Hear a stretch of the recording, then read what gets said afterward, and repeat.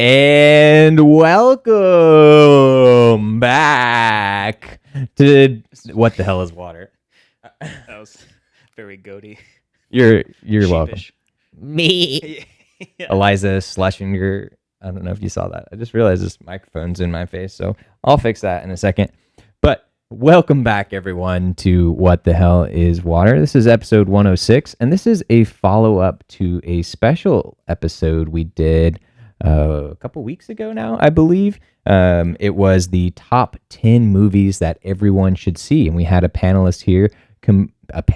We had a panel that was composed of Danny and Brandon here, and also Adam, who couldn't join us for tonight's festivities, but we will have him on future TV and movie shows.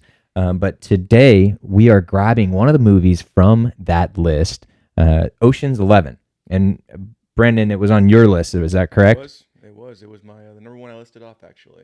Meaning the first one you listed. First one I so listed, yes. So technically you're number 10, but as we mentioned in those other episodes, it wasn't necessarily in order of top to bottom, or sorry, bottom to top, but Yep. but maybe a little. Maybe a little bit, but no, Ocean's 11 was one of the best ones on my list, but it was the first one that I had listed off. Yeah, so if you're My looking number 10 spot. Nice, yeah. So if you're looking at those lists, it would be number 10 on Brandon's list. But without further ado, I think we will go ahead and just jump in. Oh, but I should mention, throughout the show, it is our duty to make sure to drink 11 cocktails. So we have Danielle in the kitchen hooking us up.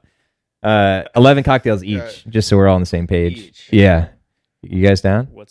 You don't have What's the plans? size? I think we can sip on 11 cocktails. Big gulp, maybe. big gulp size. We won't make it do this if we're sitting there drinking down 11 drinks. No, we got three of us here plus a producer off to the side. So 2.5 to 3 drinks a person. You guys will be fine. You can always just Are we going to That's be? 2.5 is fine. Yeah, Are we going to be I can walk. giving these drinks our full reviews as well? we'll see as they come out. We'll run that one by the seat of our pants.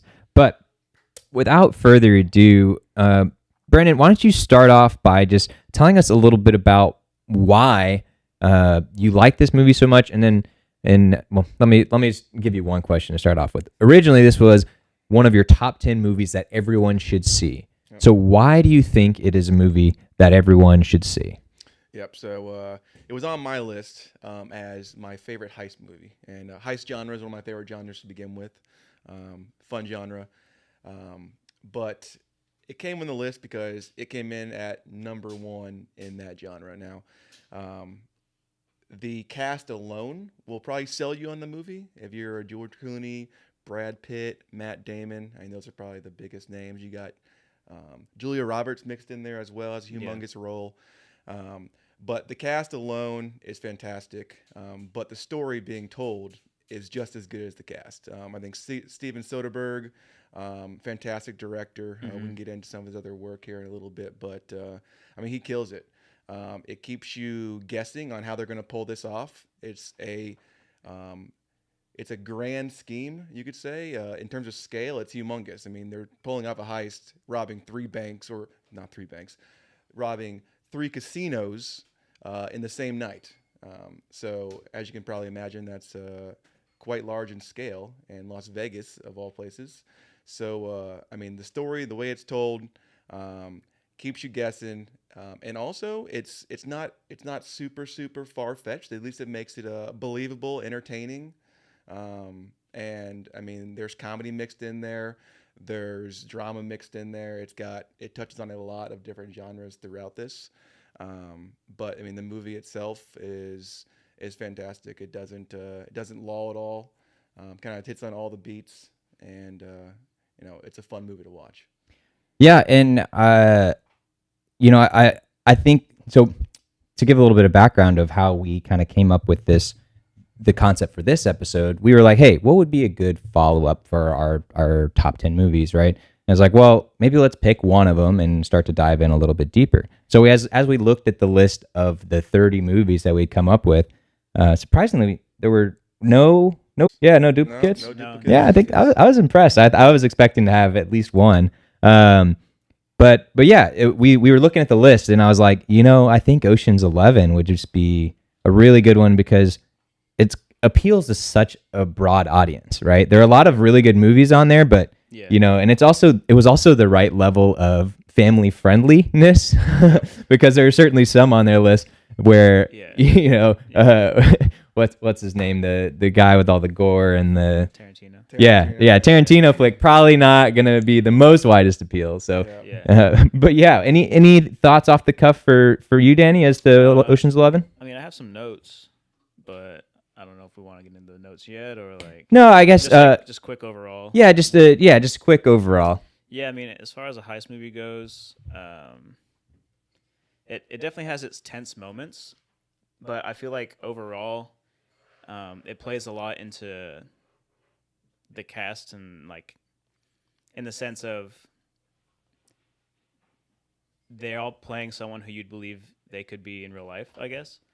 So they're not playing it's not too far fetched, but it feels more lively and kind of sly, and not as like dramatic as other heist movies like Heat, where it's just like, oh my god, like guns are blazing, cars are so like it feels playful, and I have it in my notes, but I'll just go ahead and touch on it. Like the overall tone visually is relatively warm, so that kind of helps into like the playfulness of the characters. And obviously there's some scenes where it's cooler when it calls for it, but overall the tone of visually helps with like the tone of the movie. It's playful, it's warm, it's coy.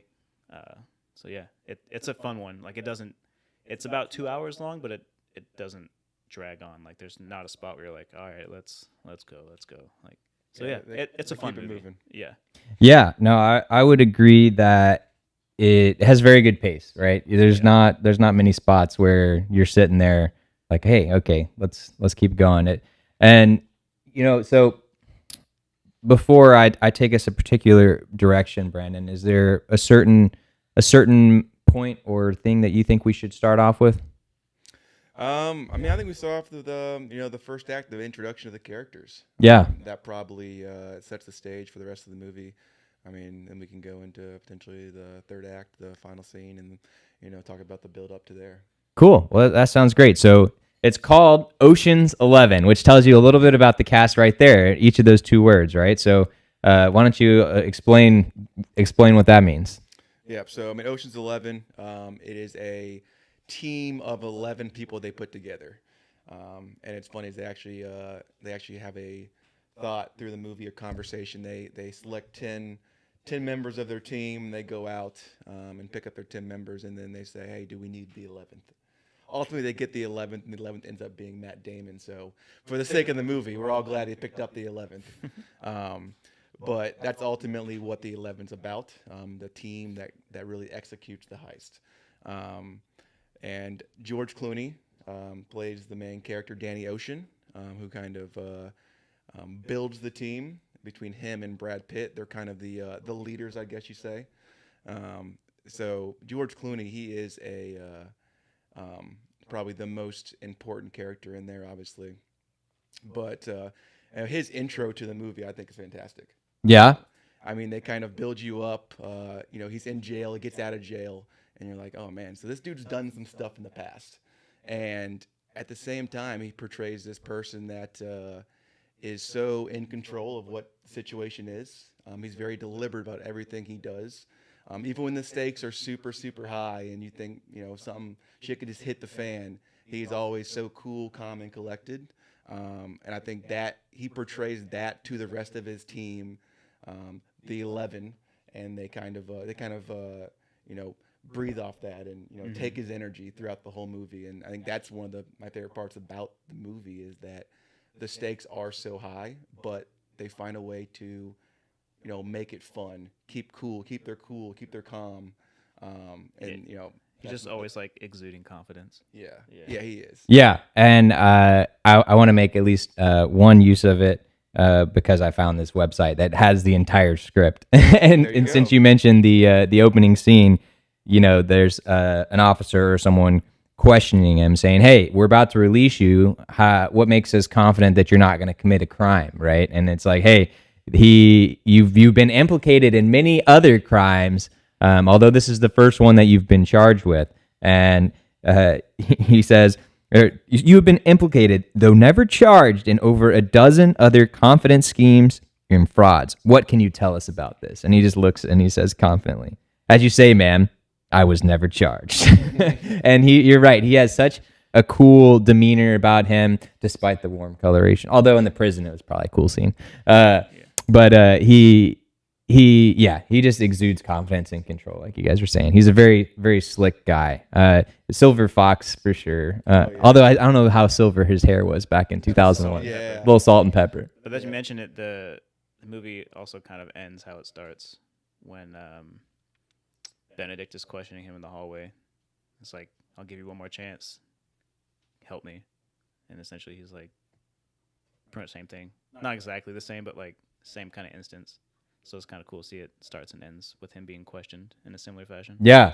A nice little callback and bookend right there.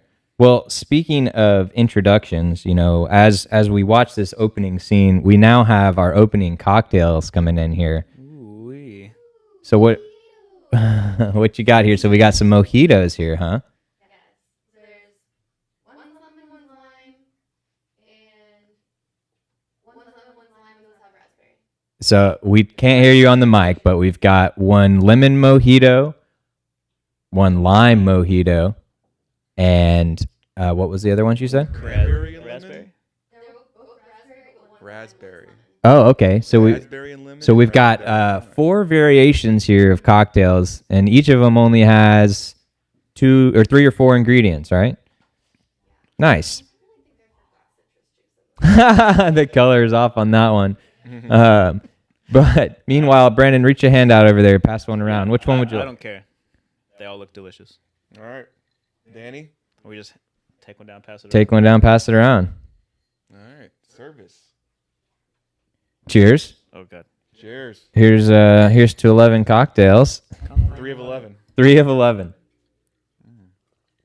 And if you could snag us a handful of coasters too, that would be great. That is very delicious. I'll be honest. Better than I was expecting. Yeah? Yeah? You do not like mojitos or what? I love mojitos. I don't know why I felt like it wasn't going to be up to this standard. Yeah. Well, I'm glad that Danielle has. Wow. You guys heard it here first. Better than expected. Thank you, babe. Thank you. Right. So we got us some cocktails, and we'll end up sharing a little bit more about these cocktails after the show if you guys want to make these yourself. But for those who aren't aware of what a mojito is, the key ingredients are rum and a sweetener, usually sugar or simple syrup or something like that, and mint. And then lime is the traditional ingredient. So we switched up a little bit, having lemon and some of them, and then adding the raspberry for a little extra pizzazz. So we talked about the intro of the movie. We talked about Danny Ocean. So he is the main character of the show. He is the coordinator, the schemer, the what? Title character. He's literally the title character. Yeah, exactly. Like a team lead. Yes, What we call it. but before we dive a little more into the cast, I wanted to bring up this isn't the first instantiation of this movie, right? No. I can't remember when the last one was done, but I do know. I think Danny Ocean was played by potentially Frank Sinatra. Yes, that's correct. Yeah, In the old one. Yeah. Yeah. So this is a remake. 1960. 60. They called it a Rat Pack film. Yes, Frank Sinatra, Dean Martin, etc. That's the Rat Pack is. Okay, so when we dive into these characters, so we have Danny Ocean, we have the prison scene. He comes out of the prison. Who's the first character? The next character that we're introduced to? Brad Pitt. Brad Pitt. Brad Pitt. So that duo between George Clooney and Brad Pitt is my favorite duo in the movie. There's a couple other duos you can probably call out in the movie, and we'll get to those guys. But Brad Pitt and George Clooney, their banter. They've been in multiple movies together before, so they kind of feel like they know each other, kind of can play off each other. I mean, I bet they probably ad-lib some of that stuff because some of their comments are hilarious and off the cuff. Yeah. Yeah. But Brad Pitt and George Clooney together, I feel like they both kind of breathe the same energy in the movie. Yeah. Where doesn't matter the situation, they're always going to be calm, cool, and collected. Find a way to get out of the situation they might be in, whether it be Yeah. good or bad, and come out on top almost every single time. Yeah, and I think it's worth noting that with Brad Pitt, you know, he still has confidence and he's still cool, but he has a slightly different feel to him, right? And you know, there's an interesting aspect of his character that I think kind of plays into that, and that's his food. Oh yeah, he's eating in every single scene. I think that is hilarious. And do you have any idea why that is? I don't know. It's probably just Steven Soderbergh trying to filter in comedy, mix the comedy. You know, I'm not even sure what type of comedy you want to call that. Kind of just underlying comedy with some of the small sly comments he makes when he'll be sitting there in a tense situation. They'll be talking about the heist, how they're going to steal $150 million out of a casino, and he's sitting there munching on a donut or whatever. When he's walking around the casino, I think the first one that comes to mind when they're walking around the casino and they're talking to Matt Damon and scouting out kind of their plan, following Terry Benedict, who's Andy Garcia plays him, following him around, understanding his timeline, what his day looks like, so they can kind of do their homework on him. And he's sitting there walking around eating shrimp in a cocktail glass.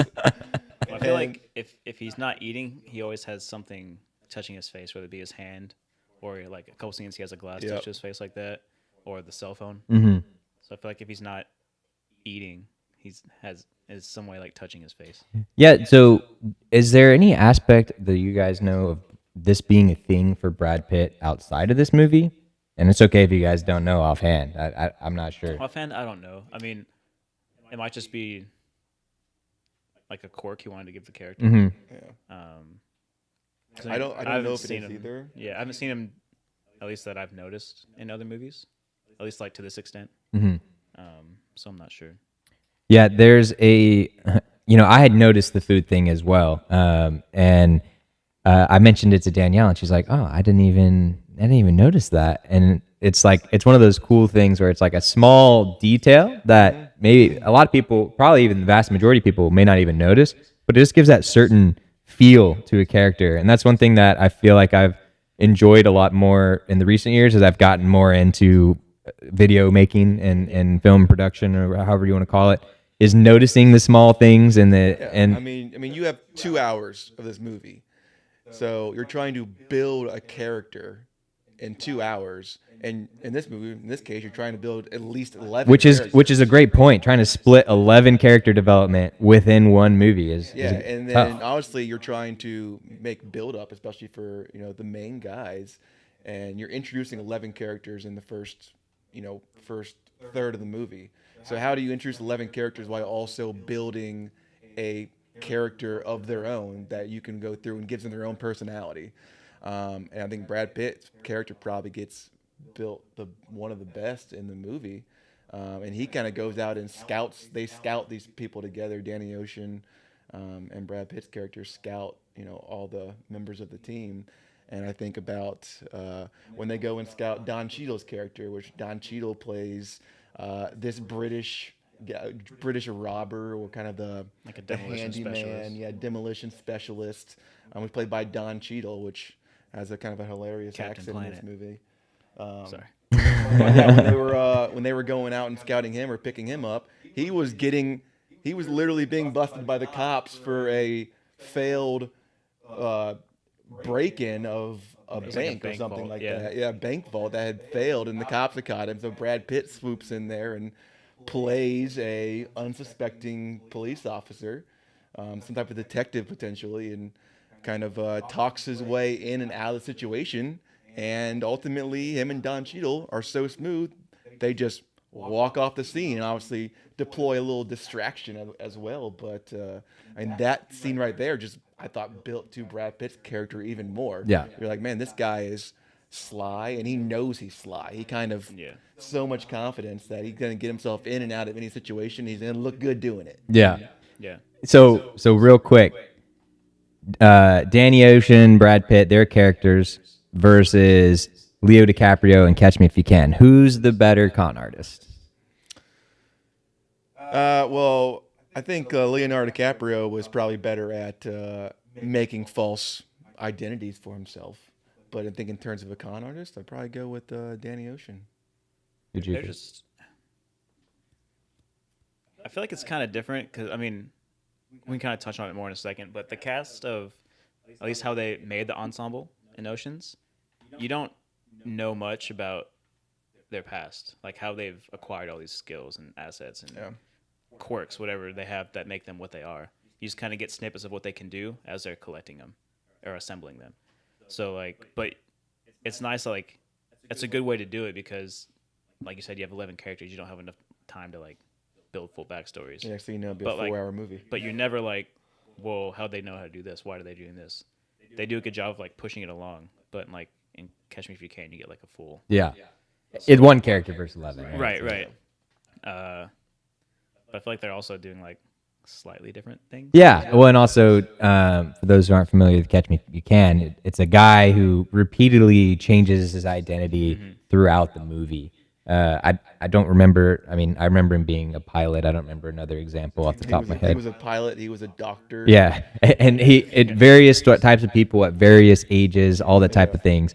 But one thing I would say about this type of conning is that, especially there's the heist itself, and then there's kind of many things outside of it. But just within the heist itself, it's like layers upon layers of cons. There's like cons within the cons within the cons, which is one of the reasons I like it so much, is because of that layered complexity, and that also helps you have that mystery of like, how is it going to happen, and how's it all going to get put together. And even if you see it, I would say, like, as an average viewer, he probably couldn't sit there and say, well, it was this, and this, and that, because this happened because of that, because it is kind of complicated. Yep. It But just keeps unraveling to like different levels. right. Like, oh. And Yeah. and the way they give the story to you, they don't show the viewer everything as it happens at every single step along the way. And it's almost to the point where the con starts or the heist starts, and you don't even realize that it started at one point. Then you go, okay, we're into this thing. Yeah. This is going on. Yeah. Because you think they're still preparing or still playing a character or practicing a character, and then before you know it, they're already deep into the heist and it's going on, and then you're like, okay, let's go. And it's honestly, it's all the way until basically the end, where you're partially like, oh, was that the plan the whole time? Like, Yeah. or did something go wrong there? Yeah. Especially at the end when he gets captured at the end, you're like, wait a second, was that supposed to happen? And it's like, He wasn't supposed to be here. yeah. Yeah. And even towards in the middle or the beginning, when they realize that Tess is with Andy Garcia, the hotel owner, casino owner. Once they realize she is with him, then Brad Pitt go back and they kind of have their back and forth saying, hey, I understand. Please tell me you're not doing this whole entire heist for her to win her back because she is his ex-wife, or I guess technically still married to some degree. They kind of let that float in the air there for a little bit, but you kind of don't know if that's part of it or not. And in the end, you kind of realize, man, Danny Ocean, he had this whole entire thing planned the entire time, and even to his own team, he didn't quite lay all the cards on the table. Right. Something about keeping as a need basis can also help sell the con even more, because if like you don't know as a team member, then how is the other team supposed to know, right? Yeah, like when they essentially got exposed and Andy Garcia went ahead and put him in a room for the entire heist. We now know that felt like the original plan, but at the time you were like, oh man, this plan is going to shit. They're about to get busted. Right, from the This is beginning. falling apart on them. And then they kind of sub in Matt Damon to take on more of the role that was originally planned to be Danny Ocean's. And he goes in there and has to kind of get all stressed about it and worried about it. But ultimately, this you find out this whole entire little snippet they did and change of the plan, which the viewer thought was a change of plan, was really just to train him up and get him ready for the next heist down the road or whatever it might be. And it was more of a training lesson, but they play it off so cool. Right. That large of a scale, and they're still going to put that type of, I don't know, that type of small detail in there that is going to potentially blow this entire plan up, but they're so confident and so prepared that they feel like they'll be able to get out of anything, I guess. Well, and it's also in a way they were conning Matt Damon's character a little bit by making him think and feel like, oh shit, I've got to step up, because Matt Damon was kind of he was kind of a little bit more of a bumbly junior heist member, if you will, that they elevated, like you mentioned, throughout. All right, so we've got George Clooney, we've got Brad Pitt, we talked a little bit about Matt Damon. Julia Roberts, who is Tess, as the character you mentioned, she's the love interest in there. Danny, what did you think about her throughout the movie? I just remember the first introduction. Matt Damon's character was like, "Who is that?" And then Rusty, I believe, is Brad Pitt's character's name. Yes. He's like, "Fuck." Says he realizes, obviously he knows who that is, and so he kind of puts two and two together as soon as he sees her. So I think her introduction plays a big plot point, because for everyone that's like a big surprise. Except for Danny Ocean. Right. Who knew the whole time? But yeah, I don't know. Her character plays an interesting point. All right, I think towards the end it plays obviously a more pivotal role, because you can tell he uses. I want to say he uses her as a pawn, But he uses does. her as a Yeah. pawn. So like, Yeah, he did. But probably he thinks it's to her benefit also. Yeah. So, it's kind of like using people I actually to gain means, I guess. That's right. He did kind of use her as a pawn to move this whole entire thing forward.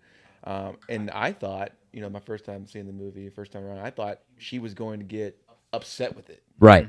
I thought she was at the end was going to say, "Oh, I've been used," but ultimately that's kind of their relationship, where they both know each other so well, and they do secretly love each other. You find out in the end, even when she tries to show him that she's over him. Yeah. Deep down inside, there's One thing I would say is I don't know that there was ever that they didn't love each other. I just kind of got the sense that it wasn't worth the trouble and the stress or whatever for Julia's character to be with him. And especially since he got out of jail, right? Yeah. And we don't know if maybe that's why they broke up in the first place or whatever. But it's like he just gets out of jail, which I don't know if he'd been there for like 4 years. Yeah, and they actually said that he had went out to buy a pack of cigarettes. It just never came back. He got put in jail because he was probably going out to do a different heist or something like that and got busted. Yeah. But whenever he came back out, I don't know if she knew he was out before he saw her. Sorry, she saw him. I don't think so. Because she was like, "What the hell are you doing?" Right. Was her first thing she said to him, I think. Yeah, and it makes you wonder, like, okay, was this part of Danny's plan the whole time? Sorry, Danny. It's okay. Mr. Ocean's plan the whole time, because ultimately, the in my opinion, she's not like of the 11. Like, she's there and she's present, but I don't think she's that big of a character. Like, I would say the biggest. Like, there's a couple of scenes where it's like, oh yeah, that's it. But other than that, I feel like she's more of a secondary character. Would you guys agree with that? Yeah, I mean, obviously she has the draw and like the star power to like any scene she's in. She kind of is gonna like command that presence, I guess. But yeah, like I think she's just a pawn, and I think most people would kind of see like she wasn't like part of the 11. She was just there to like be used as a tool to move things around to access what they need to access. And I also think she was more character development for Danny Ocean's character. Right, that's a good point. What would give him understand he likes to rob. He's he puts these elaborate plans together. But I think Gives him her more, like- character gave him more reason on why this specific heist was so important to him. It's like a more human reason, Right, Like the yeah. more relatable reason, I guess. Yeah. And so much so that he ends up going to jail for her. You know, I don't know if you guys would agree or not, but I came across with the impression like that last scene where he's walking out of the behind the doors of the casino, and he runs into the casino owner, and that is where they have a conversation, which they pipe through the television, so Julia Roberts' character can see that He was right. that he was right, that Danny Ocean was correct in saying that he. The names are that's the downside of having 11 people, keeping them all straight, right? The hotel owner, the Andy Garcia, did not truly love Tess, at least enough, or more so than his money, right? Yeah, Yeah. see, he put the money before the woman in that case, and Danny Ocean was trying to explain that to her throughout the entire movie with a couple of his scenes with her, but ultimately she said she thought she was happier with Andy Garcia than it would be with her. And I think that kind of goes back to your point where I think you are right, where, yeah, she still loved him, but the stress of being with him and loving with him and the worrisome was probably too much for her to handle. Well, I think you can pick up on the stress too, because I think, and also their first meeting, Danny asked, "Does he make you laugh?" And then she's like, "Well, he doesn't make me cry." Yeah, that was a great line. Yeah, that So was. like, yeah. I mean, obviously it was stressful for her to be with him. So Yeah, and the value of having her as the pawn and Danny Ocean being the one involved is that it immediately made it and Andy Garcia be on edge, because he is, you know, caveman brain. Like, oh, you try to take my woman. He knows that it's his ex-husband. And so immediately from the start, it gets him rattled, which if you know anything about pulling a con, like one of the popular techniques is to get people rattled. For example, when you get pickpocketed, they come and they bump you and they make you feel stuff all over your body by shoving you or whatever, so that way you don't feel their hand when they go in your pocket, pull it out. Same kind of thing with this. He's like, hey, let me get you all rattled up because I'm on my way to steal your girl, and then you are going to miss all of these other things that are going It's on. an elaborate pickpocket. Yeah, exactly. It really is. It's like what, to the tune of $100-something million. $160 million. 163. 163. Nice memory. Hey, we'll pretend you're 100% right on that. I have no idea. I think I am. Hey, I like it. I like it.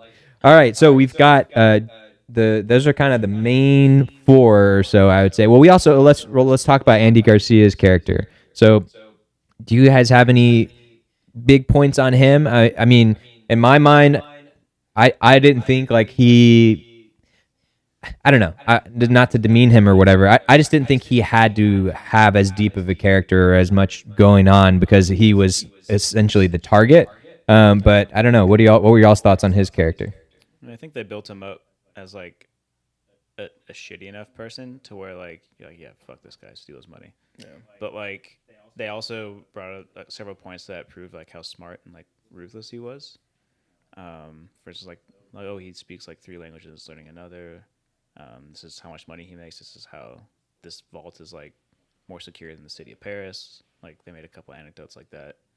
And also that he takes people into back rooms and beats the crap out of them, and you never hear about people again, all that kind of stuff.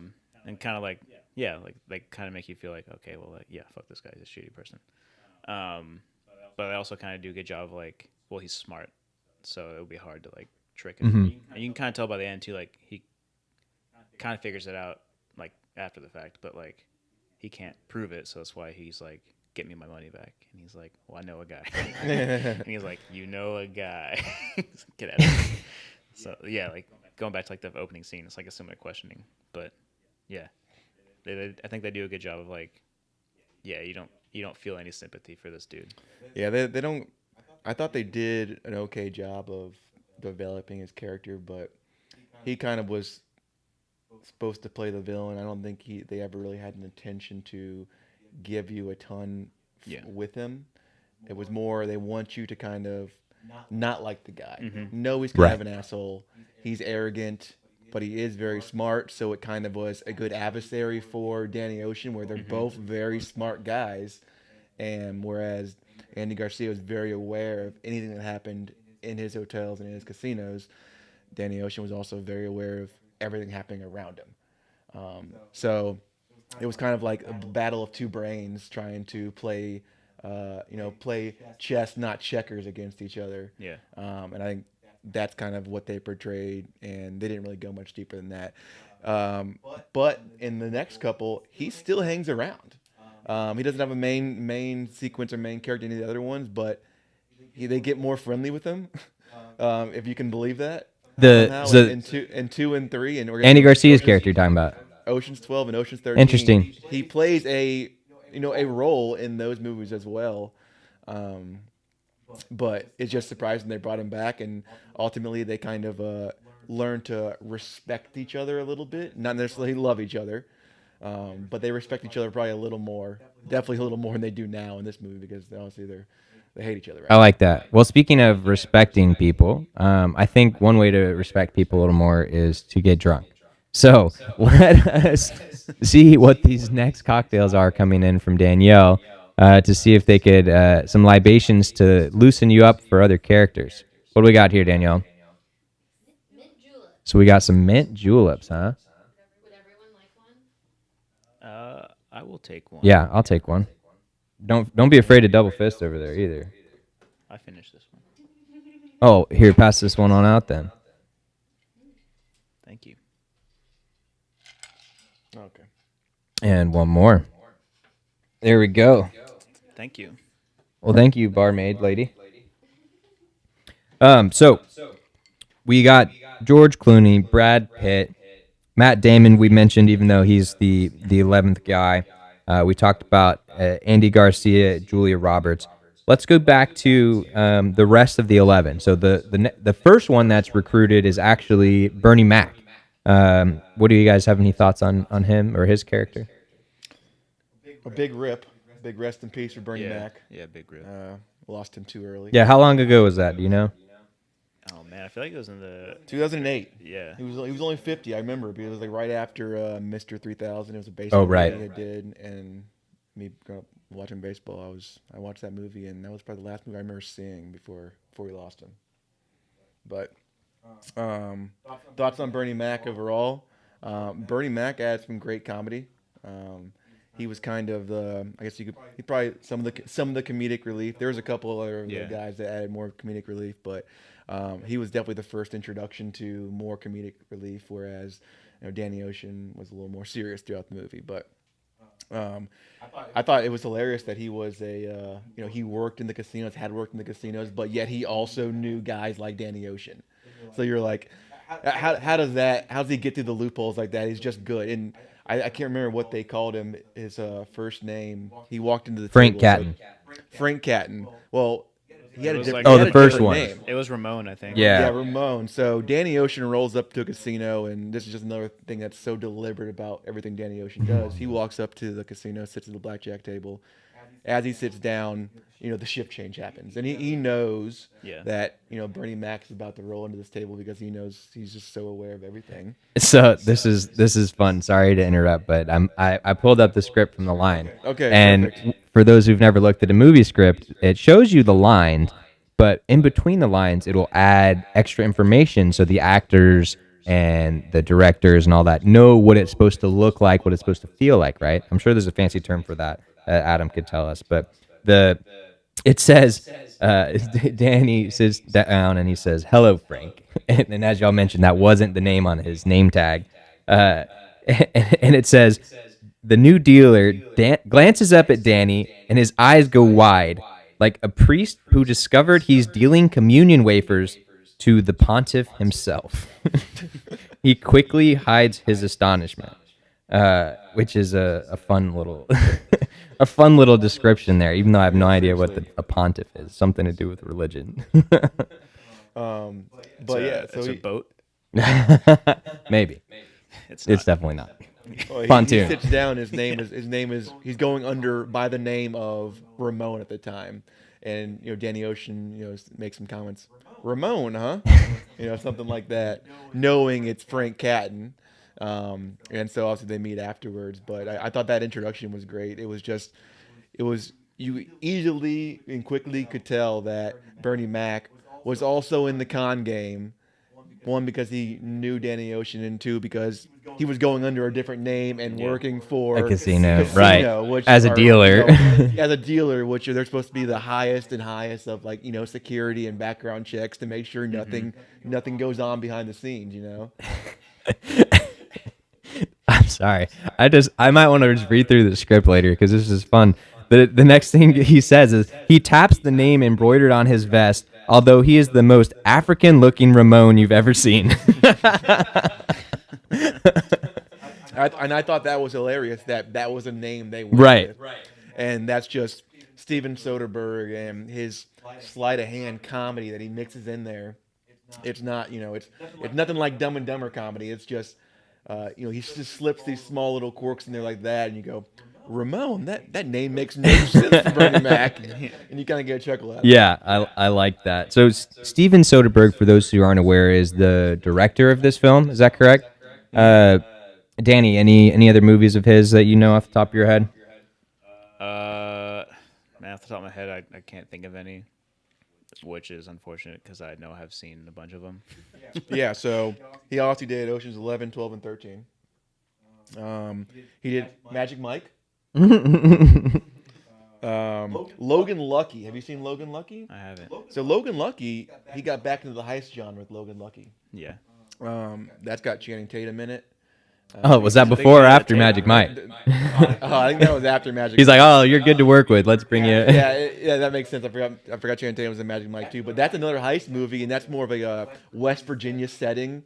It's like a bunch of I guess mountain folk, for lack of a better term, are executing a heist at a Talladega style racetrack.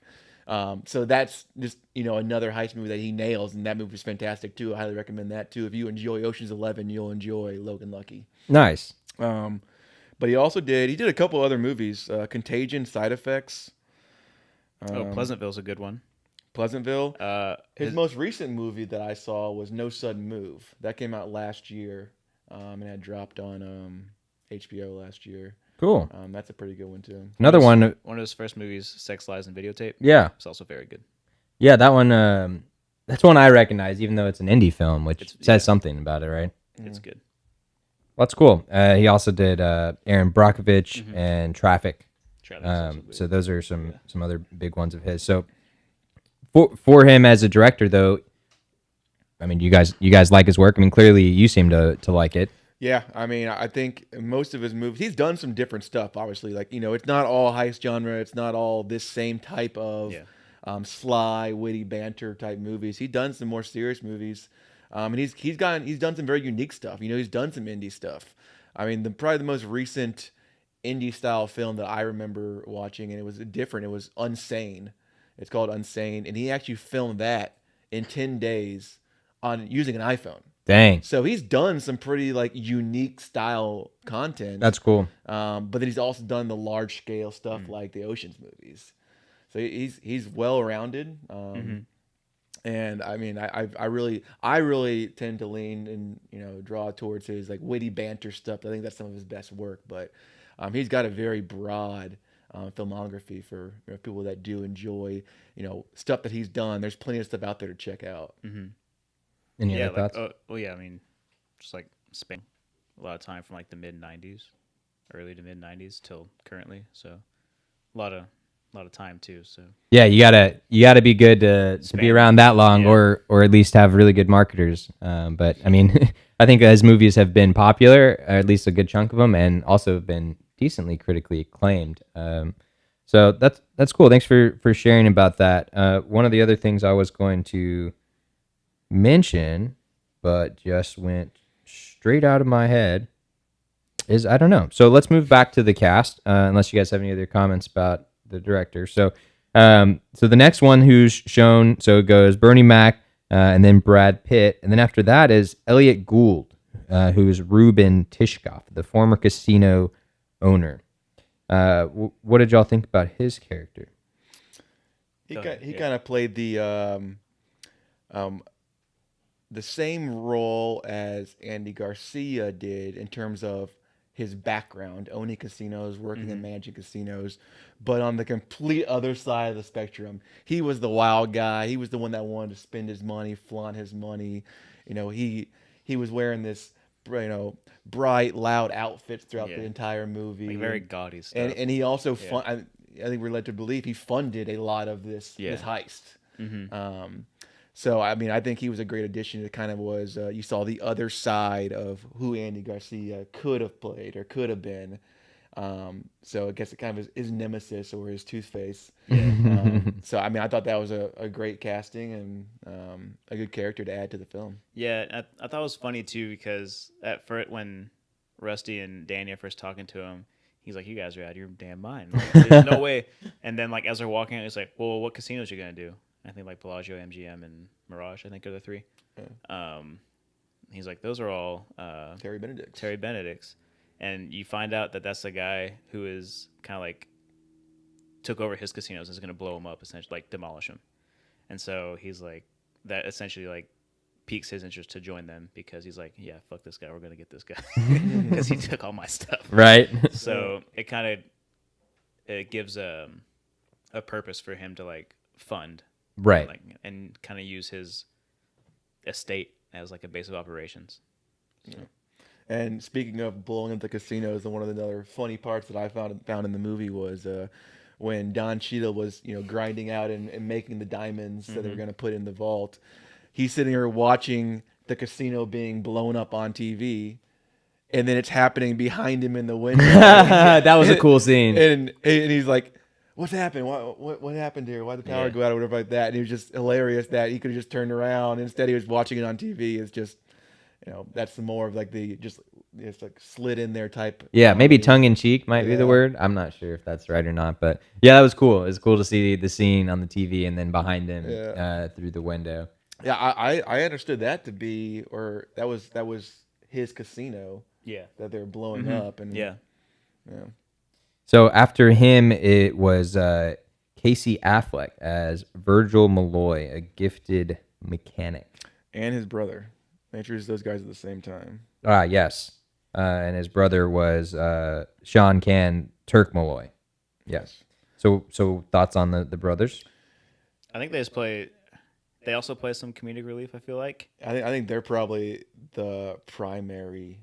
I think that comedic relief. They're primary comedic relief and just kind of like to do everything. Like, okay, you guys go do this, do this. They're the Swiss Army knives. They're kind of the workhorses. Where when they need something done that's not necessarily of large scale. Yeah. Need some grunt work done. They send those two guys to go get it done. I think they're also introduced as like proficient drivers and like mechanics / engineers. Like they're introduced as like drag racing on a strip. Like he's racing a big monster truck against like a remote control car. that was a fun scene. That was hilarious. It's like it was gonna happen the entire. Or I did. I was like, okay, you can see where this is going, but like it was still fun. He built a remote control car that was like that fast, faster than like this souped up monster truck. So I'll say it shows their proficiency in what they can do, but also like, okay, these guys are idiots. Yeah, they're very smart, but they also like to take their smarts and just do like quirky, dumb stuff and have a good time with it.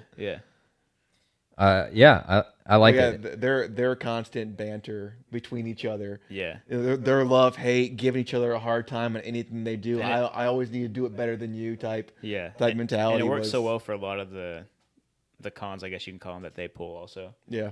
Like when they're delivering the case, like, oh, you forgot your badge, you idiot! Like, it cause a huge scene. They'll just like let someone walk right by. So yeah. And Sean Can, who played Turk Malloy, I know him most from the TV show Hawaii 5-0, but he has some other big roles as well. I know him best from Gone in 60 Seconds. Oh, nice. That was one of the fun things for me watching this movie, especially, for reference, I was born in 91. So when this movie first came out, I was 10 or something like that. So that was a cool thing about rewatching it now, as one, is completely different, because I think this is the first time I rewatched it. I maybe have seen it like one other time, but I certainly didn't recall a lot of the details. Let's put it that way. And it's cool now to see with this ensemble cast is like, oh, I recognize this person from that. I recognize this person from that, and this guy I don't recognize. I don't know. I can't place it, but I know him, right? What I enjoyed was when you're first like meeting Brad Pitt's character, and he's like playing cards with Topher Grace. Oh, It was like at that time, I'm fairly certain that '70s show was still airing. Oh, right. So all those guys, everyone at that table was a '90s TV star. Yeah, That's a fun little. They had what was his name? Josh Jackson. yeah, and they all went by like their real names, From which Dawson. is funny. Yes. Yeah. From Dawson Creek, and he was also the Mighty Ducks. Yeah. And they had a couple other people in there. So like fun little tidbits like that. Barry Watson was from Seventh Heaven at the time, Seventh Heaven. Oh gosh. and Holly Marie Combs was from Charmed. So it was like all like late '90s, teenage TV dramas, pretty much. Yeah. That was an hilarious scene, all going by their own names too. And no one had any idea how to play poker either, which adds even more. Yeah, it was funny. Nice. It was a cool little callback. And then Maybe after not a callback, but whatever it was. it was cool, whatever Yeah. it was. Wiser words have never been said. Just a great cameo for all those guys. Cameo. Yeah, Thank there you. you go. That was the word. So there was School's really paying off. There was Eddie Jemison, who was Livingston Dell, the electronics and surveillance expert. Any thoughts on his character? He was the IT guy. You had to have an IT guy. He was nerdy. I mean, they really leaned into the stereotype of nerdy IT guy on him. Yeah, Yeah, he like- was kind of mousy, like- small, Yeah. sweaty. Yeah. Heavy social anxiety. Like Always Yeah. nervous. yeah. But yeah, I mean, I think he played his role fine. He Nice. did.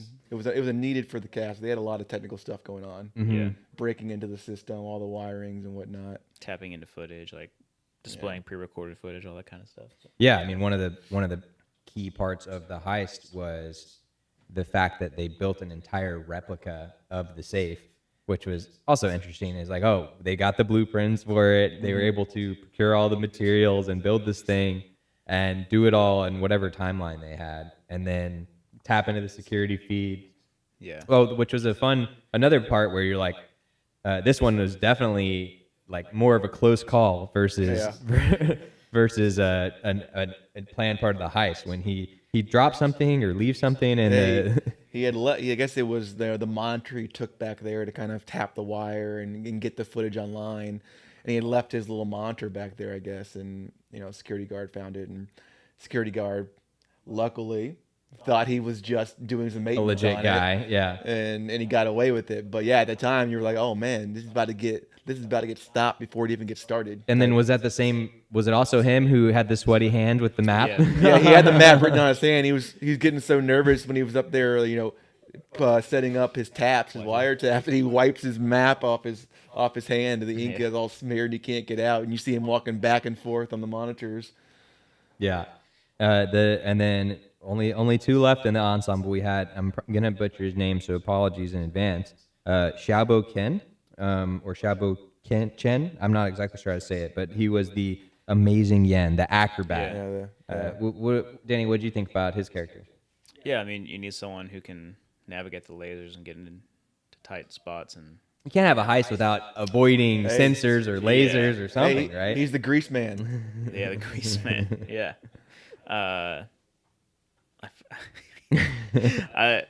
He also provides some comedic relief too, where like they ask him something and then like all I see coming out of this little box is a giant middle finger, or like the only words he speaks in English the whole time are like "Where you been?" So I mean, he also plays a necessary part, but he does it well. Like he has very few like I don't think he has one line spoken in English, and like the rest of them, he might have two that are spoken in. Yeah, he hardly speaks, so he didn't have a humongous role, but he plays a key part in the heist. But it's funny also, like he speaks in Mandarin, or I'm assuming it's Mandarin. It might be Mandarin or Cantonese. Like I don't know off the top of my head, but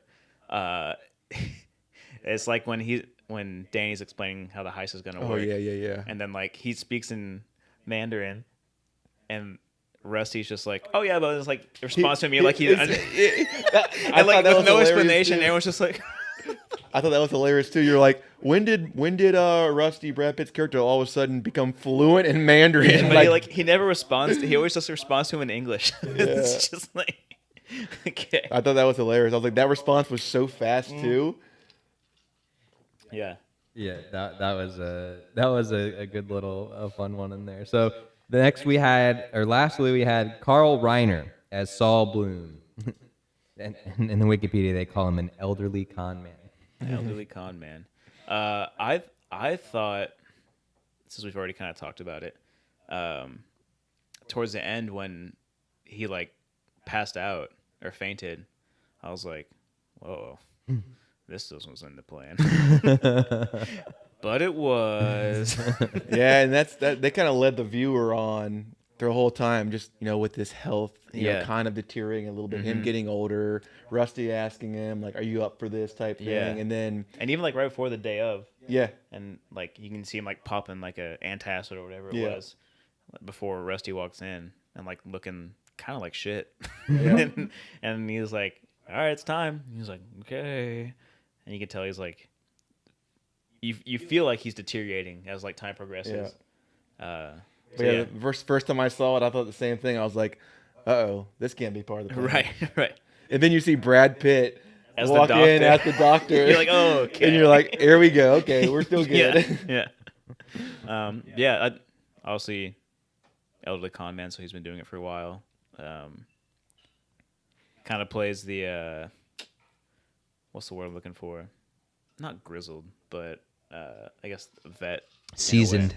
Seasoned, yeah.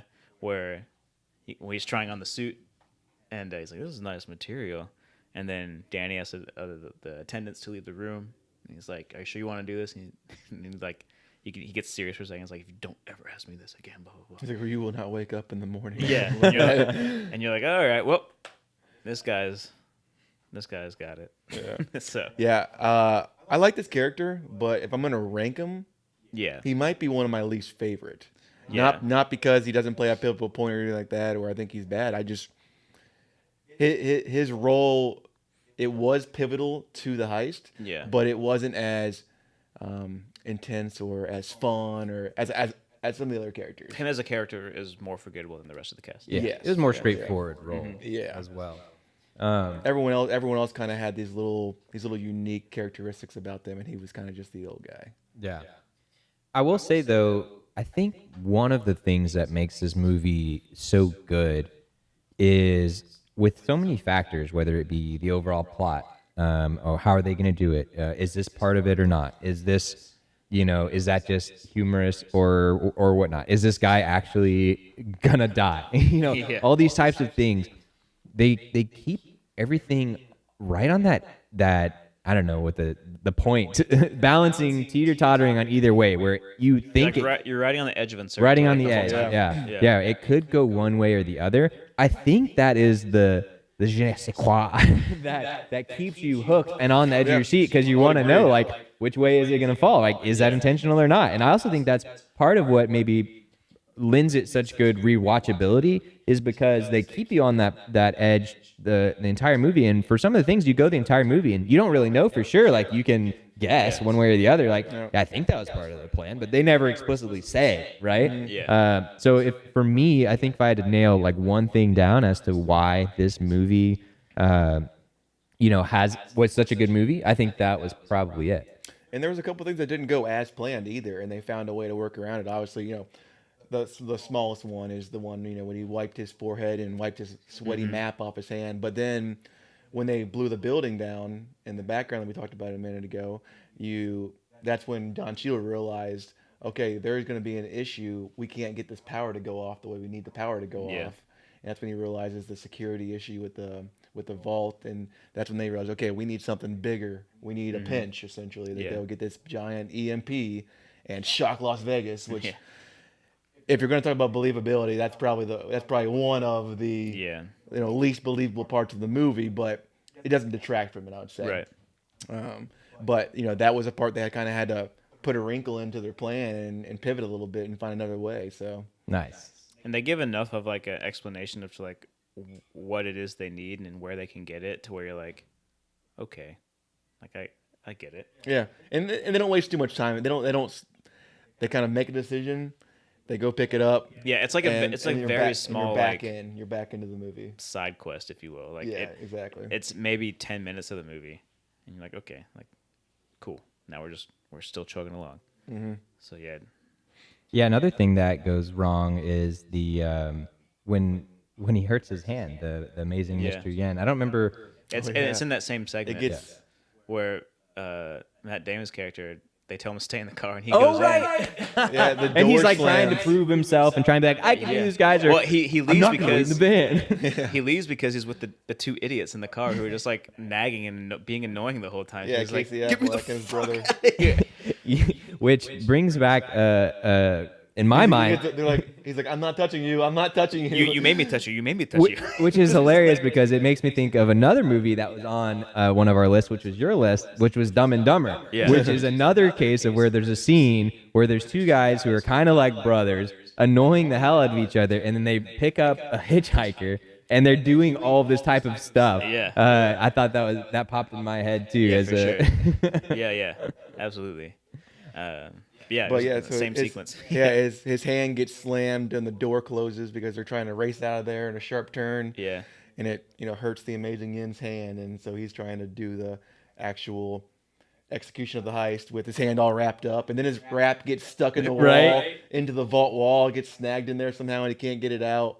Don't blow it. Don't. And then the briefcase went like on top of the thing, which Yeah. may look like it's gonna fall and hit on the floor. Like there were a lot of those little like, oh, is it gonna happen? Is it not? Again, like that's the edge that we're talking about. Edge of your seat, edge of the knife, whatever Oh, else yeah. it may be. And I thought another funny part was when they're standing outside the vault door. Obviously, his hand is stuck in there, and that actually was probably one of the most intense parts of the movie. We're like, oh, he's Yeah. about to blow him up, about to blow a team Yeah. member up. Ultimately, he gets his hand out because they didn't replace the batteries. put in batteries the in it. Oh yeah. I mean, you're like, oh, okay, that's just that's the more that comedy just thrown in there. And that's ridiculous, but still, if I found a way to laugh at it. Yeah. Yeah, it's funny because, if you'd asked me what type of movie this was, I never would have said it's a comedy, but now as we're bringing it up, you're like, yeah, there were a lot of moments like throughout that entire film where I had a chuckle or smile. You get a couple chuckles in there. Yeah. It's a fun movie. It's kind of like it's similar to like a Snatch, where like it's not exactly a comedy. Well, another Brad Pitt movie, but like there's funny moments where you're like, okay, that was pretty funny. Like, yeah. So yeah, like kind of similar in tone and nature as well.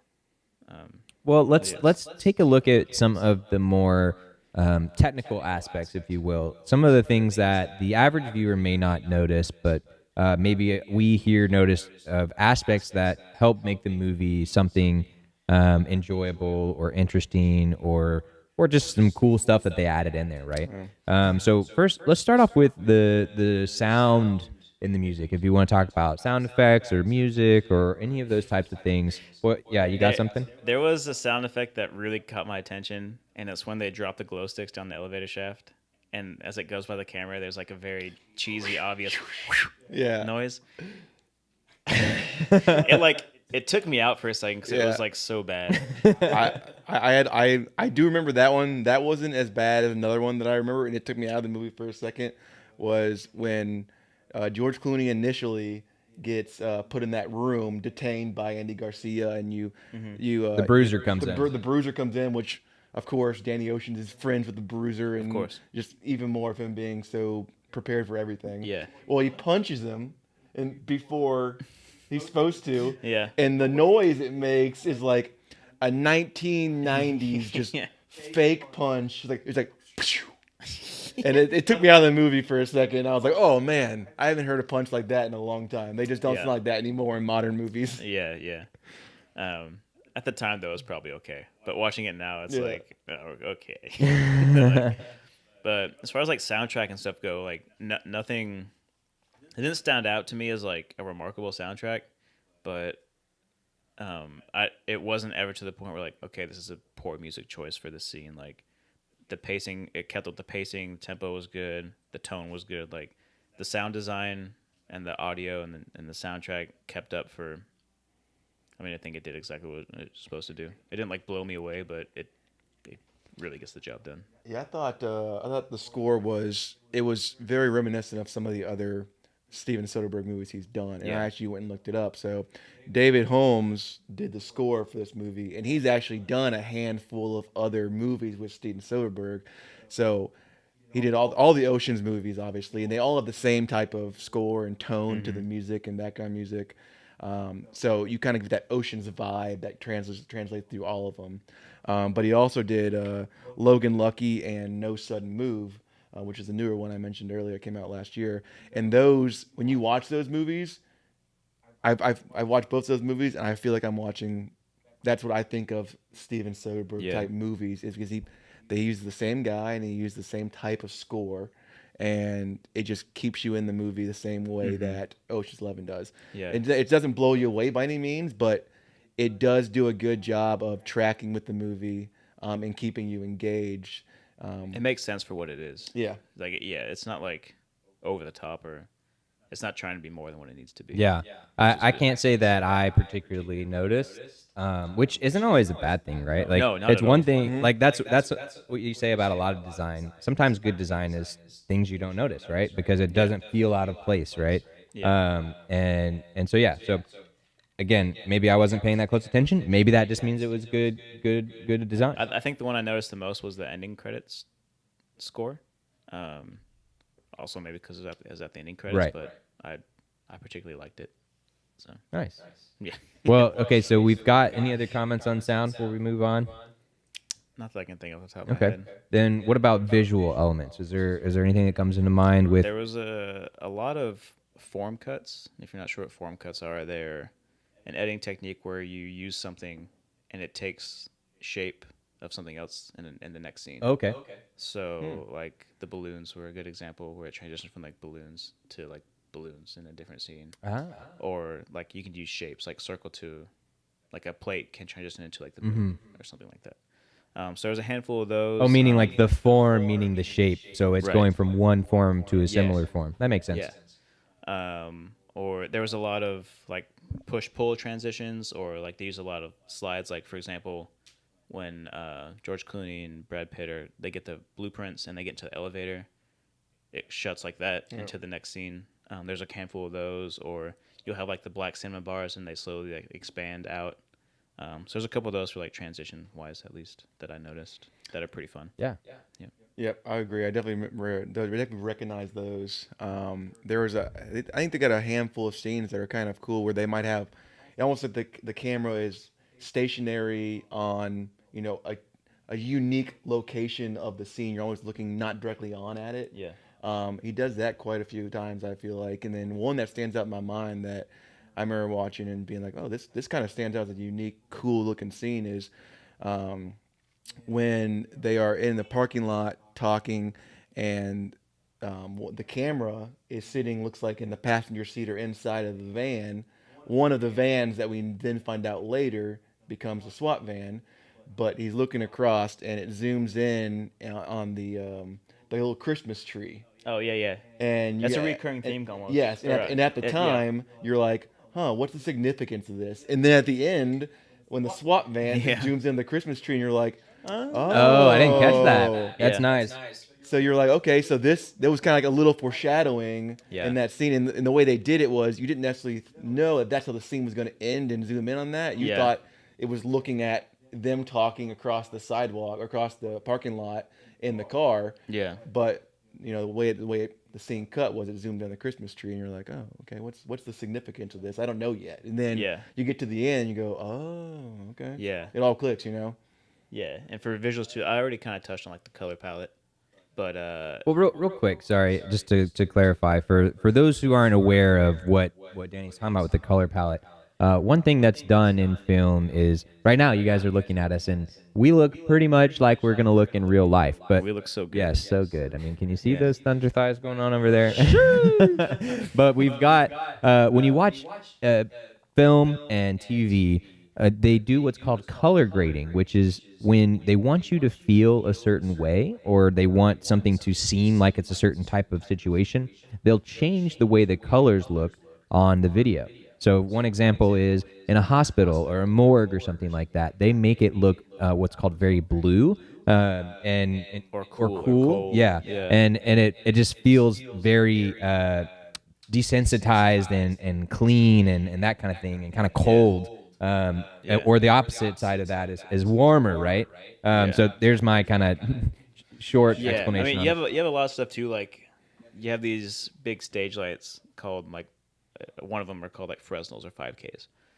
What you can do is they usually have like a screen on the front of them. Like, pretend this microphone is a light, and there's a screen at the front, and you can drop a gel, was what they're called there, and you have a bunch of variety of colors. But typically, you can drop an orange. Orange. Yeah, I'm sorry, everybody. um, you can drop an orange gel in there to make it seem more warm, which essentially means you're. It's almost like when you look back at old photos and see like a sepia tone. Like, it makes you nostalgic. You feel warm, almost happy. Or you can put like a blue, which typically makes you seem cool or cold.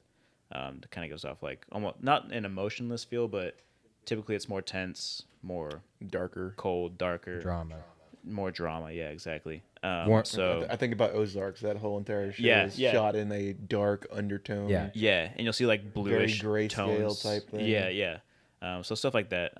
But I felt like Oceans was very warm.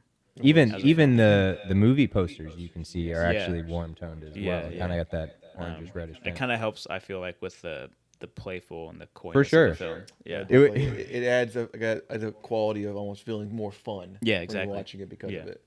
I'm gonna have to look later, and we'll share this after the fact. But there was one thing I saw on YouTube sometime within the last year or so, where I think it might have been one of the Batman movies, where they took it and then they showed you the same film but colored differently, and it was like, just look how different this is, and Yeah. like, here's the style of this one director. They typically use this kind of coloration, and then this one they do this coloration. You're like, wow, that looks so different. And that's one of the things that I've really enjoyed as I've gotten more into, videography. And Danny knows a lot more than me, being a film student. But it's cool now. I get to notice these types of things a little bit more. Kind of like we were talking about with the sound design and the visual elements. It's like, as you start to notice some of those things, and then you tie it in with the script writing and the character development. And there's so many different angles as to what makes a movie. Again, one of the things I've appreciated a lot more now that I've been doing this is when I'm sitting there at the credits, it's like, oh, you've got this, you've got that, and there's the list of the names of the names of the names. You understand why it goes. So You long. understand why it goes so long, and then it also, you feel a little bad for Reed over here. It's Reed and Kenny and Danielle, and we need help. Send us more people. You need a Give list us of money credits. so we can have longer credits, please. Subscribe, subscribe, ring the bell. Yeah, and it's like, oh, I get why they have a guy whose job is to carry the cable around so the cameraman doesn't trip on it. Like, I know, because I've tripped on that cable. But speaking of which, we have another somewhat of a cocktail here, but it's coming in a smaller glass. What do we got over here, bartender Danielle? Buttery nipple shot. Oh, buttery nipple shots. This Butt is nips. this is one of Danielle's Can I say that? favorite drinks. You already did, so we're moving forward. I said bad words. Oh, it's so- hey, you're good. We keep a PG-13-ish rating, so we're good so far. You're doing all right. Well, I think we've already said 2. Oh, well, there's a we're third in the one. R-rated now. So, well, what are we gonna do? We're gonna have to get that. We're gonna get filtered. All right. So, buttery nipple, Danielle. Remind me what's in a buttery nipple. Butterscotch liqueur and Irish cream. Butterscotch liqueur and Irish cream. Okay, so it sounds kind of buttery, and it sounds kind of tasty, and it sounds kind of creamy. Are you gonna pass them out? Or are you just gonna hand over? There you go. Oh, thank you, ma'am. Are these shots, or do we sip? It's whatever you want it to be. How would you prefer to shoot too small. the I would nipple not. or sip the nipple? I like to. You don't have to answer that. Cheers. I'm throwing it back.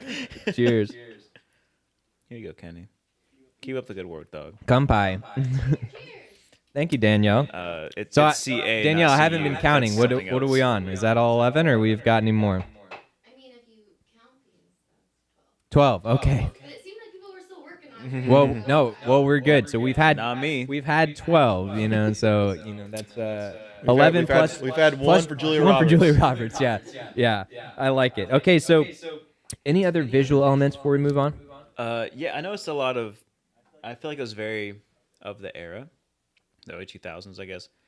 There's like a ton of time lapses, and a lot of the time lapses incorporated different films. I feel like some were super grainy, some were like whatever camera they're using at the time that make it look good. I can't remember off the top of my head, but like a mix of time lapse, and then some of them had like extended exposure, so you see like streaking lights. Oh, come right. through too. And then even like at the end when they're all leaving the front of the Bellagio, like that's also a time lapse, and you have like the characters fading in and out. So that was interesting. Like I felt very early 2000s to incorporate time lapse as like a transition. Yeah, it's interesting to see how those things change over the decades. I think that final scene is probably my favorite scene in the movie. I think it's one of my favorite scenes in any movie.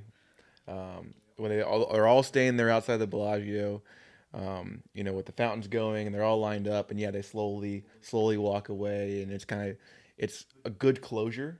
I feel like, especially after what they had just done, and it's also just like so arrogant because they literally just robbed these casinos, and they're standing there in the open, In front of just it. flaunting what just happened and just trying to take it all in because I'm sure for them that night was quite stressful. But like they're also standing in front of the Bellagio. Yeah. And like they also like they don't say anything really to anyone. They're just like Everyone knows what just happened. They just need a moment to digest it and appreciate it. And Yeah. And then the way they walk away one by one too. yeah. Who's the last That guy to was- walk away? That was a great closure. so. The old man, the guy who funded it. Yeah. Huh? But I also like the actual ending where it kind of leaves it open ended, where he finally gets out and you're like, oh, him and Julia Roberts are together again. And then obviously Rusty's like, yeah, they're following us in the silver sedan. And then like they drive off and then it shows them following them and that just stops. So it's like I enjoy open ended endings like that. Well, not every time. Sometimes. Yeah, that one was fun. I think they did a good job of Yeah. closing it out at the fountain scene, and then kind of giving you that open ending at the end. So Yeah. if You got both. if they had just skipped to that scene, then yeah, it wouldn't have gotten Right. closure. I felt like I got quality closure Yeah. from the previous fountain scene for the whole team, and they left Danny's storyline kind of open ended. Yeah.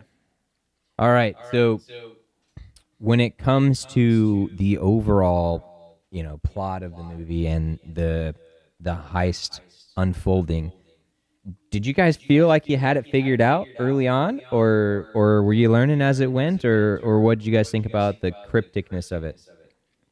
No, I thought kind of like as we touched on briefly earlier, you're learning as you go. Kind of like I guess you're kind of in the same shoes as Benedict, where like, okay, I think I know what's going on, and then like something happens, and you're like, whoa, what? and then you're like, okay, now we got it, and you're like, well, no, I don't. And so like, and I think you can kind of touch on like how smart he is too. Like it's kind of alluded to in the beginning, but when he's actually in the vault after they've escaped, and then he looks at the floor and is like, hey, does the footage have the words Bellagio written in the tiles? And they're like, no. And he's like, and then he's like, oh fuck.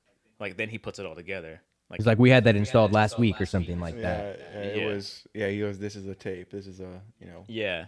someone's So- hacked into our system here. So I mean, you're kind of. I think it puts you almost in his shoes the whole time as far as like understanding what's going on. Because I feel like you always know as much as he knows. Because he's always on edge. Let's be real. From the Right. beginning, as soon as he meets him or whatever, he's like he's up to something, right? Right. Yeah. That's the So, feeling they give. so I feel like you're riding the journey of what's going on with him. Well, I feel like you only ever know as much as he knows.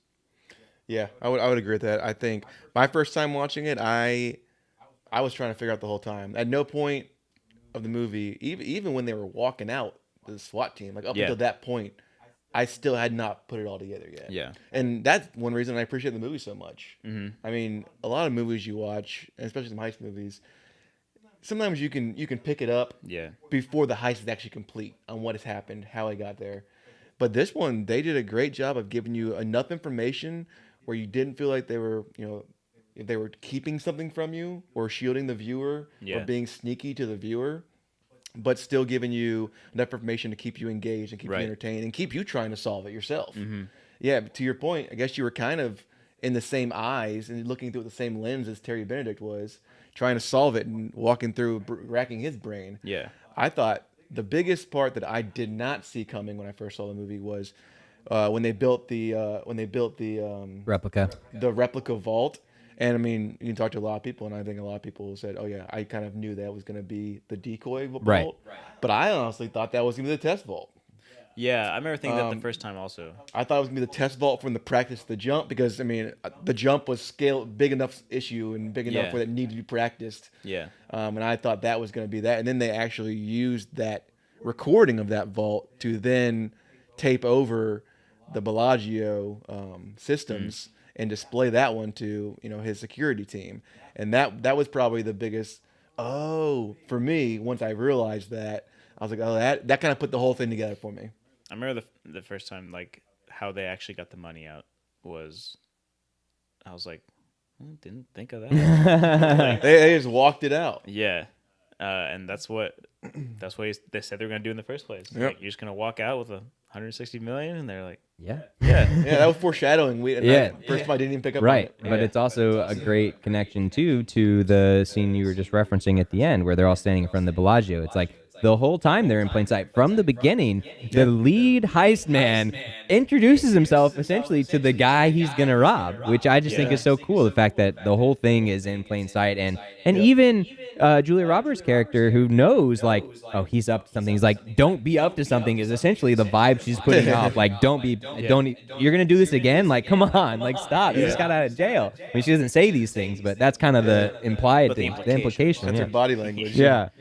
So I like that a lot. So when it comes to the technical aspects of things, I think that's one thing that they did a really good job with this movie, was not diving too deep into the specifics of the technical aspect, because I've certainly seen, especially in we've got plenty of crime procedurals now and other heist or caper movies or whatever, like where they put a lot of focus on the specifics of the exact thing.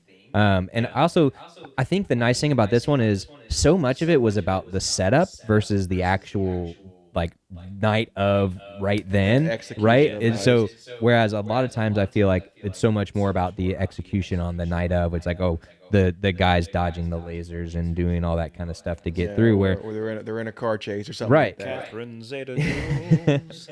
what is that from? That's from Workaholics. Nice. But the actual, the vault is not in the movie that much even. Like it's a Right. pretty small number of scenes. Probably less than 10 minutes of the movie is actually in the vault itself. Yeah. Which is kind of cool because it's all about robbing the money, but yet it's not at the same time. So I like that part. Well, I think what's nice too, like you kind of alluded, like they don't go too much into like the intricacies of how they do it, but I think that goes back to them not building or diving too deep into the character's background. So like they give you enough to show that they're all highly capable, and they've done enough previously of cons or scams like in the film up until that point to where you feel like anything they do is kind of believable. So like they give you enough belief in the characters and their abilities without doing too much to be like, yeah, well, they could probably do that. So I think that's a nice way of doing it without like diving too deep and wasting too much time, like going off tangent, which could possibly like get your audience right. out of the. I'll say, as the electrical engineer, of course, I enjoy the technical aspects. The two main things I kind of questioned, or I guess the couple of main things I questioned as far as feasibility of like, could this happen in real life? Overall, I think they did a pretty good job of keeping it believable enough. Whatever that phrase is that I don't remember the phrase. I'm not giving you guys enough to go off of. But anyways, the main points that I was kind of questioning were, one, the whole tapping of the security system. Like, okay, realistically, to get a wireless signal into there that you're going to replace the video feed with deep inside the depths of a casino, that's just not going to happen. Like, you probably don't even have cell signal in there. The only reason you do have cell signal in there is because there's repeaters around. So I don't know, that part kind of questioning, especially in a room that's meant for that type of thing. At least in today's day and age, you basically have that whole room lined with metal, so nothing can come in It'd and probably out. essentially be like a Faraday cage. Right, which is called a Faraday But cage. in yeah. 2001. In 2001, I don't know. And before this heist happened, and that's the thing, is like, now that's the thing about security. It's always a game of the attackers trying to beat the security. The security gets better, the attackers get better. Security is better, the attackers get better. So that's where it's like right on the edge of believability. The other thing is the EMP, the pinch as they call it in there, with EMP standing for electromagnetic pulse. Like, that's something that is believable. However, I don't know if something could be the size that it was fitting in that van without any external power source. I don't know how that one would have worked. I don't know if either of you guys Or know any of like, the details on that. But assuming it, 'cause I mean that it took out the power for all of Las Vegas, and assuming a large vicinity around it. So like to show only 2 guards guarding it, like no, dude. and then also the fact that again, to talk about the Faraday cage thing, I mean the whole idea of the Faraday cage is you surround everything in metal so no signals can get inside and outside. Yeah. But yet they launched this electronic attack from within essentially a metal box. Yeah. That was another thing. I was like, I don't know how much that would impede, but if it's as strong as they say it is, and it probably wouldn't matter. Like if you launch a nuke inside Well, of you a saw it like wrecked the van. right. I mean, if you so The that's the thing. pulse. They add those aspects to make it seem believable enough. Yeah. But I'd be curious to talk to the Convinces physicists. the audience enough, but they also don't dwell on it enough where they cause you to ask a ton of questions when you see it. You're okay, on to the next. Right. And that's the thing is like, okay, but with this con, there were, I don't know, 50 plus things that had to kind of like line up. And so it's not like everything hinged on one thing, even though it kind of did, but it wasn't like, this is the linchpin, right? Yeah. And even as I said, that was the secondary plan for the power. So I thought that was the technical aspect was a good level. Even as the electrical engineer, I was like, okay, believable enough. I'll allow it. Yeah, like it suspends you a little bit, but not enough to put you off. Yeah. Like, yeah. I like it. All right. So when it comes to, well, first off, I mean, either of you guys have any interesting, I don't know, little known facts about the movie or any other kind of tidbits that you want to share before we kind of go off some rapid fire questions? Yep, I do. I was looking at the money, was $160 million, something like that, if you could actually carry it all out, because I sit here and think, can you package it all up and then can you carry that much money out? And looked up the math, so that much money would weigh 3,586 pounds. Now, if I know they didn't show all 11 people carrying money, but if all 11 people had carried money, they each would have had to carry 326 pounds out of the casino. Which would mean in one, because they were each holding a bag in each arm, yes. right? Which would have been. Hey, but maybe they made multiple trips. I don't know. And I also know that, there's no way they all could have been carrying it because Saul couldn't carry that much money. Yeah. That'd be what, 160 in each hand? And for reference, each like bag? I weigh 140 something pounds. So it's like 160 pound is like a small man, basically, in each arm, just walking casually out the front of the casino. That's clearly nitpicking, Yeah. but if we're going to get down to the granularity, that's the one thing that's always stuck in my mind. I was like, I got to look this up today because... Although, was some of the value in jewels? I mean, who knows? Or other denser things? I guess we'll never know. You're gonna have to watch it again to find out. Any other fun facts or quirks that you guys want to mention? No. All right, so real quick, a couple of fun rapid fire type things.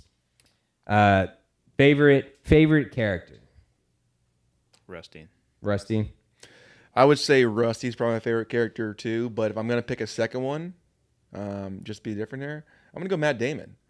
I thought Matt Damon was awesome. He was really corny, and it was like he had aspirations to be as good as Danny and Rusty, but he wasn't quite there.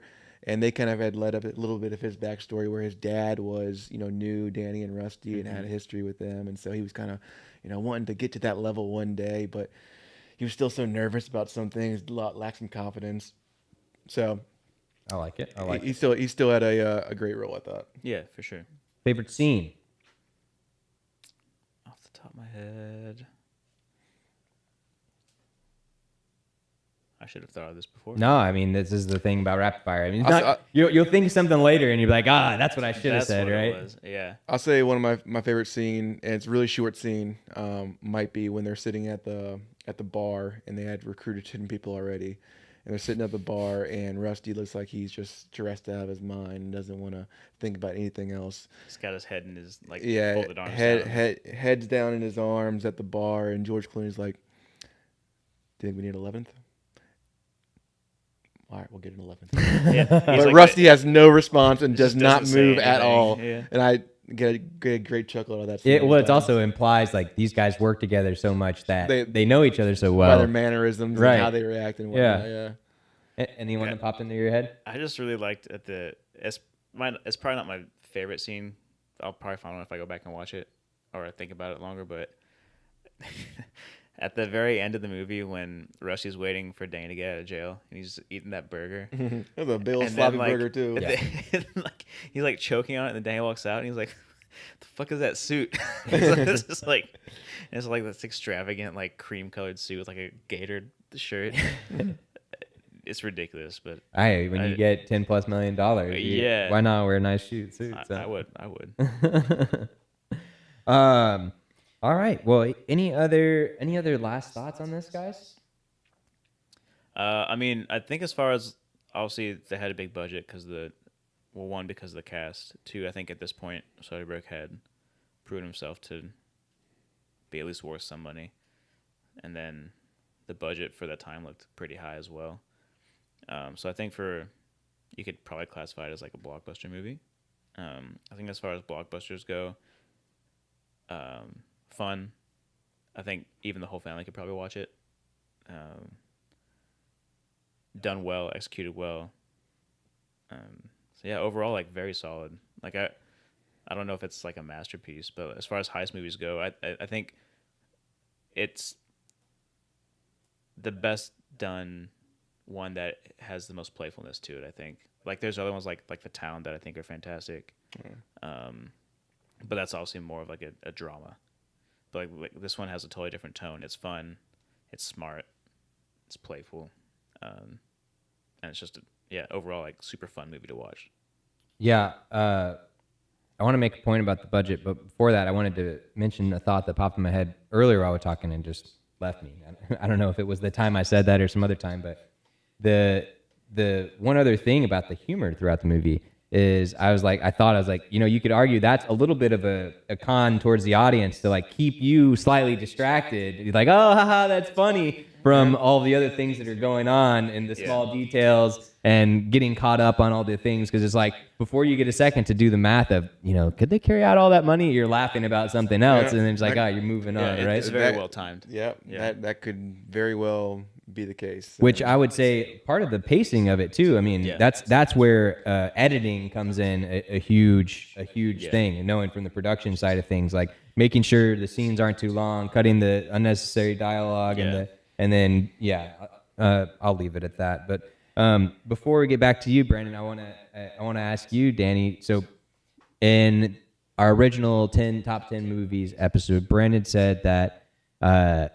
I'm gonna mess up the quote now. It's almost. I think it was something like Ocean's 11 is almost a perfect movie or something along those lines. What would you say to that? I mean, everyone has like their own views of like what a perfect movie is. You can call him an idiot. He's sitting no, right there. No. For me, I don't think it is, but I think it is a very good movie, and what it sets out to do, it does it very well. So like it's not. I think it's not a movie that's not trying to be something it's not. And I think from the get go, I don't want to say you know what you're getting into, but it sets the tone and the pace for the movie from the very beginning. And I think for what it is a very good movie.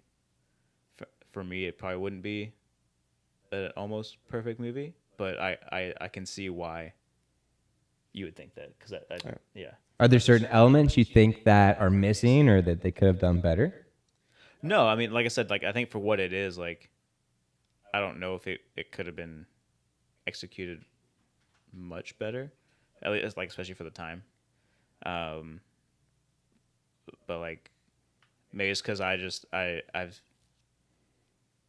like my favorite movies tend to be a little bit more like drama filled, or it might just be because like a ton of the films I had to watch in film school that made me like altered my view of like what a good movie should be, right? Which is potentially a problem as well. But I feel like I look for more. Maybe just more. Maybe like just like deeper, and I'm sure there's deeper. I'm sure if you read film theories and analysis about this movie, I'm sure you could find a whole bunch of like deep things, like things we didn't exactly. Right, we didn't touch on. But there's a lot that I typically would tend to rate higher as like a little bit more like profoundness, I guess. Yeah.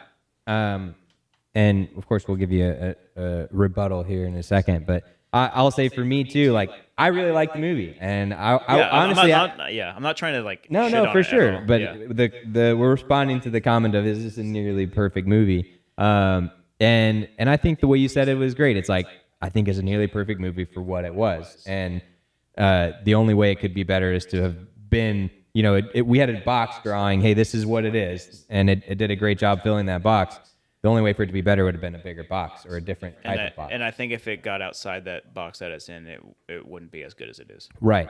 But I think that a lot of the things that you were saying that maybe you personally like or would make it more perfect or whatnot, also are some of the fault of the type of movie. I mean, it's an ensemble movie, not just an ensemble movie, but 11, really 13 main characters. I'm not main characters, but 13 characters. And so a lot of those deeper things, which, you know, in my mind, you're going to lose. Yeah, sure. character development and plots and subplots, you can only do so much when you're dealing with those cards, Exactly. which, as we're saying here, they did a great job dealing with those Yeah. cards. So Did you say that because it's a casino? yeah, thank you. I'm glad you caught on that. Thank you. So Brandon, I guess in response to that. Yep. So my take on that is, I think it is amazing because of, well, one, it's rewatchability. So it came out in Yeah. 2001, and I've probably seen it since 2001, maybe 5 or 6 times over every couple of years. I might end up seeing it somehow, and every single time I have a fun time watching it. It's a smart movie, and it still has so much going on in it that if I don't watch it, you know, I have a couple year gap between the watches, you still watch it and go, oh, I forgot about that. Yeah. Because it's so much going on. There's so much detail. But yeah, I catch something new every time. Yeah. And their attention to detail, as we've talked about today, I mean, was pretty decent. You know, all the small things and the different angles, like from the technical, from the video, from the sound, from the casting, from the dialogue. You know. Yeah, when I say like about rewatchability, you talk about, and a couple things that go into that. There's comedy in there. Mm-hmm. There is some drama in there. There is the cast. There's the storyline. It's a fun storyline. A little bit of romance. A little bit of romance mixed in there. I mean, they check so many boxes that they're high enough marks in all boxes. Are they perfect in every box? No, but they're high enough in so many boxes that I go, okay, this movie stands the test of time. It's in 2001, and we all still enjoyed it. Yeah. That you go, man, it's a great movie. It's fantastic, and it might not be the best movie ever made, but in terms of enjoyment and, you know, fandom, then it's awesome. Nice. I like it a lot. And one of the money things I wanted to make sure to mention, because, again, one of my interests is business, as a business owner, and the budget, because you were talking about it was a big budget for the time, $85 million, which, depending on what you're comparing that to, may sound like a lot or may sound like not that much, you know, compared to, for example, a major Marvel film or Avatar or something like that, which is in the hundreds of millions, if not maybe over $1 billion. Probably, yeah. But that's because they've got all sorts of special effects and all these big things and stuff like that. I think like the Infinity Wars and stuff like that of the world, the Avengers, were upward of like 250, closer to 300 million these days. Yeah, and that's, again, you know, we're talking about 20 years in the past, and also given they didn't have that many special effects, but again, they had a pretty stacked cast, so that's probably where the bulk of their cost came from. But the whole point of budget in Hollywood is, hey, as one of y'all mentioned, it's kind of a bet on the director and a bet on, hey, is this going to make money? Like, yeah, is this going to be a good movie or not? But at the end of the day, is this going to make enough money to be a good investment? That's what these production companies are all about.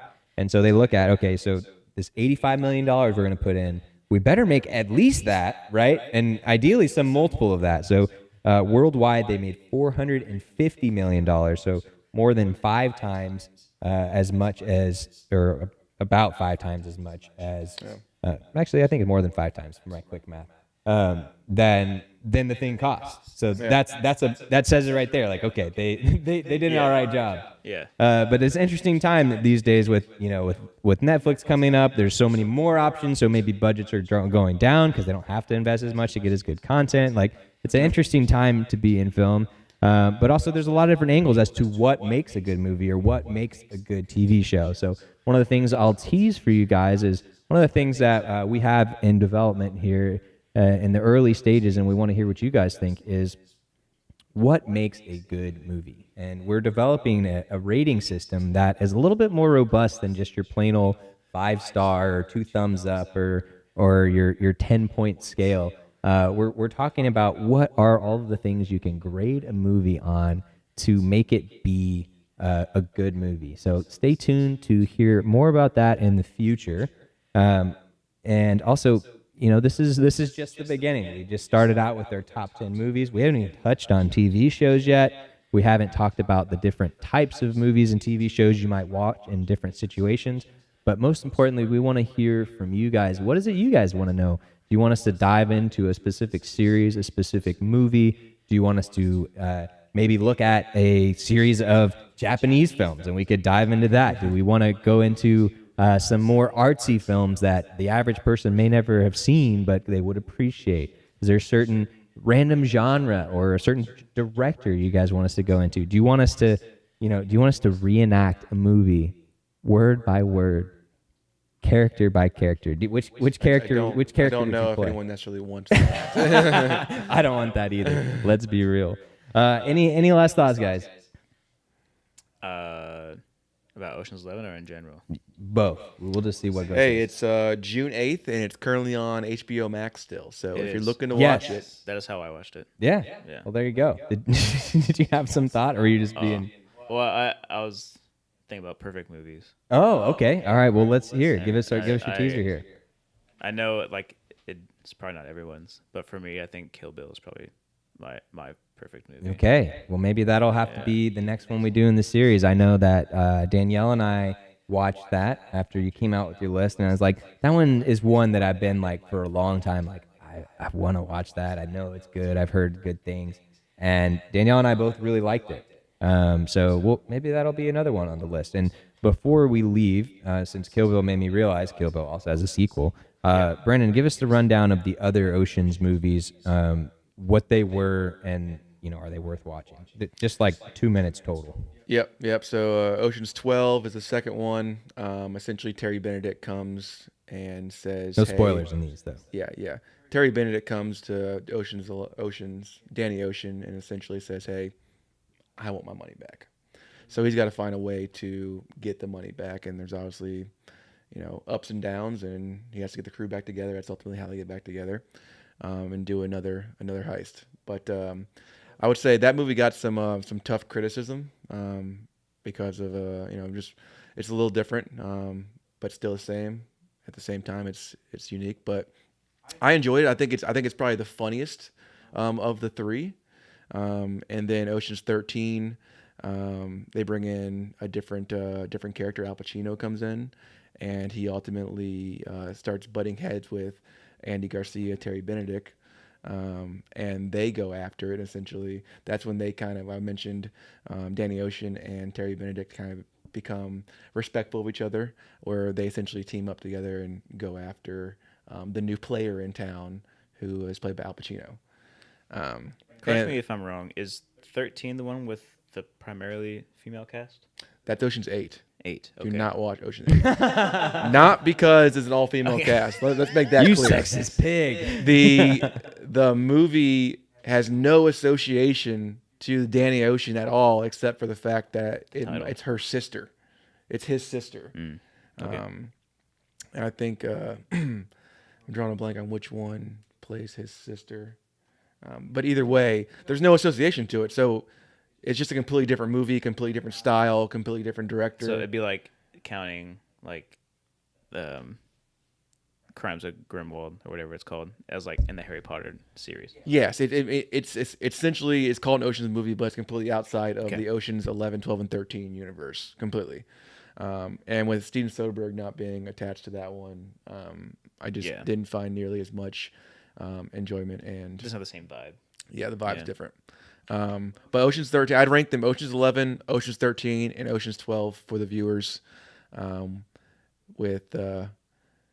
kind of the update on them. Yeah, and just for reference to some of the people in that, Sandra Bullock was the lead on Yeah, that. so Sandra Bullock is the one I think is Danny Ocean's sister. Yeah. Yes. And then some other But Danny Ocean not in the movie at all. right, and some other big names is Anne Hathaway, Rihanna, and Nora Aquafina. I like Aquafina. Yeah. So, oh, and Sarah Paulson. Well, I think that about wraps it up. Last chance for any other thing. So that wraps it up for us tonight. So thank you guys so much for joining us. Hopefully you guys heard at least some of the things that were interesting to us and some of the things that we liked about this movie. I think there was a lot of things that this movie did very well. But of course, there are probably some things we missed that this movie didn't do quite so well. So why don't you guys let us know what you guys thought? Do you agree with us? Were there things that we missed? Were there glaring things that you guys just couldn't get past? Or what is your perfect movie that we should maybe check out? If you guys yell loud enough, maybe we'll do it before Kill Bill. We'll just keep Danny waiting forever. I can't talk about Japanese stuff. Well, with that, everyone, y'all have a wonderful rest of your night. If you haven't already, make sure to check out our the original 2 episodes we did with the top 10 movies that we think everyone should watch.